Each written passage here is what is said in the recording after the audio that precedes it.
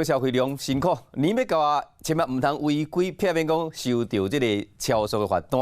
伫台61号线西滨公路后浪路段，伊的限速偌济80公里，有驾驶驶到184公里，超速104公里，这是算严重的超速。警方开一个罚单加罚，这个车主会收到24000块罚单，并且被吊扣车牌6个月。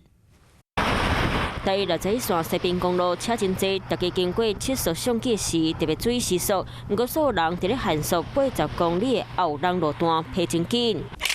警察翕到超速相片，一台银白色轿车伫咧台61线97.55公里上北的路段，车速驶到184公里，超速104公里。该名驾驶其行车速度高达184公里。